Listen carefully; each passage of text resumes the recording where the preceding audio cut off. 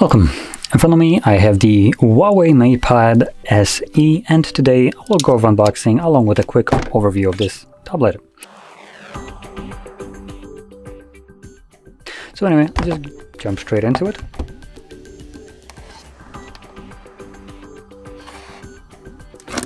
There we go.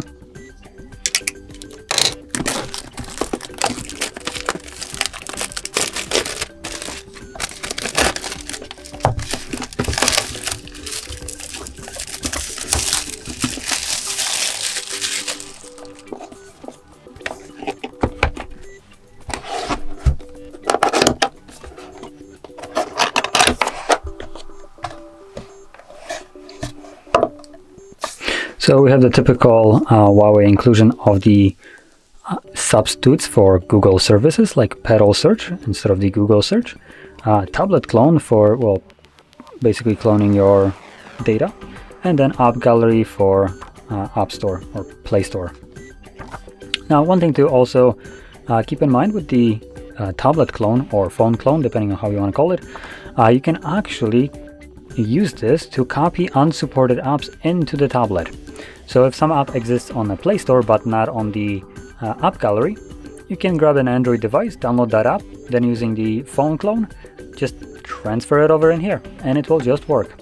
And obviously you can also find it on the net and download it like that if you want to, if you don't feel sketched out downloading from some like weird sites. Now anyway, let's get the tablet out.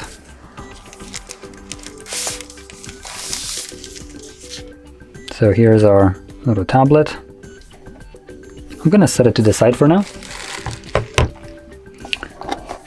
And here we get a charger that is included with the device, props.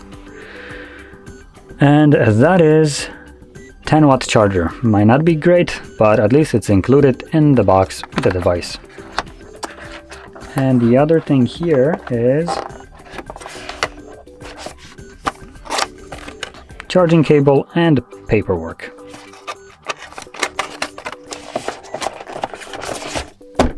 Okay, throw that to the side.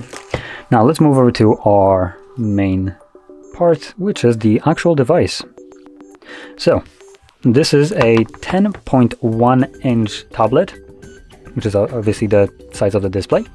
It's a 1200 by 1920 pixels, so it is running a higher resolution than you might be used to, unlike a phone as an example. We have 295 pixels per inch, so that's pretty good, or 224, my bad. We have 77.4% screen to body ratio, and it's an IPS LCD display. Obviously, right off the bat you can see it's running Harmony OS, which some people probably will hate this. I'm one of those, to be honest. Not exactly the biggest fan of Harmony OS, and not the biggest fan of having to agree to keyboard crap and having to sign into Wi-Fi for no reason.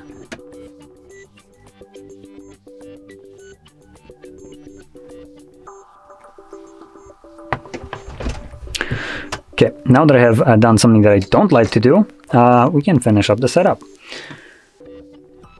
So, quickly going into the internals before I touch upon other stuff, we have right here a 64 gigs of storage with 4 gigs of RAM, that's one version. There's also another one that gives you double the storage with 128 gigs of it. Come on, did you seriously have to copy Apple? Wait, where is it? How do I skip this?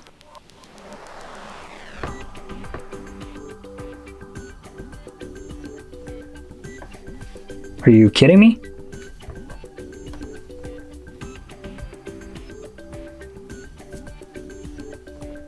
Okay, F you. I guess I'm not setting it up. So let's just move over to other stuff. No one cares about a device that literally forces you to sign in. Well, at least I don't. Like I mentioned, we have 64 or 128 gigs of storage right here with 4 gigs of RAM. It's powered by a Kirin 710A. which obviously is their proprietary processor, just because Huawei was very bad at spying at their customers. So they got slapped on their hands by US, and now they can do business with US, meaning they have no access to newer hardware like processors. So they're basically running on like old chipsets that they have lying around, and don't expect this to have like super good performance compared to like other devices out there, just because obviously the little trade ban kind of put a stick in their bicycle wheels in a way, sort of speaking. Now when it comes down to the camera at the back, we have a 5 megapixel sensor, and then at the front we have a 2 megapixel sensor. I can shoot with the back at 1080p 30 frames, and at the front at 720p 30 frames. So just a typical kind of budget setup, I would say. It would be nice if the camera would keep focused. There we go. Gonna light up the display just so we can see that absolutely enraging Huawei ID. Now, scrolling a little bit down in the list, we have right here a 5100 milliamp hour battery with, like I mentioned, 10 watts charging. So it's a huge battery in here, but it will be charging for a little bit longer just because the charging speed right here is a little bit subpar.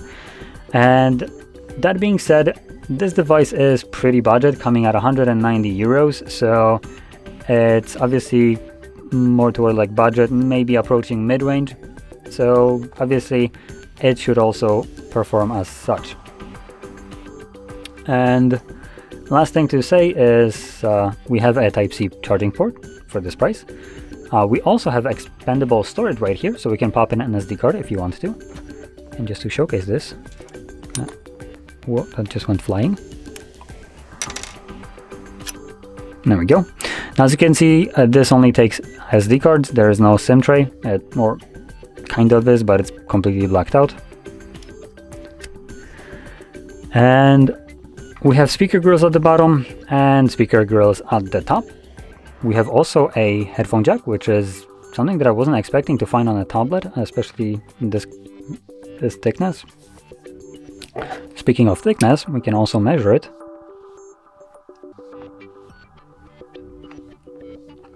So right here we're looking at 8 millimeters thickness. That is without the camera. With the camera bump. With the camera bump, it's basically 1 centimeter. So camera bump adds like 2 millimeters. So there we go. Now, not much more to say about this device. Obviously, Harmony OS comes with its downsides, at least in my opinion. And with this being said, you don't have any Google Play services on here, so no Gmail, no Google Maps. You can access some of the Google things, like for instance Google Maps, through a web browser. YouTube, as an example, you can access again through a web browser. You don't have an app for it. So obviously it might be annoying for some people, and it's totally understandable. For a device at this price range, considering it's about approaching 200 euros, I will say there are better alternatives than this that don't hinder your usability of the device just because they were bad in the past by spying. So yeah, that being said, if you found this video helpful, don't forget to hit like, subscribe, and thanks for watching.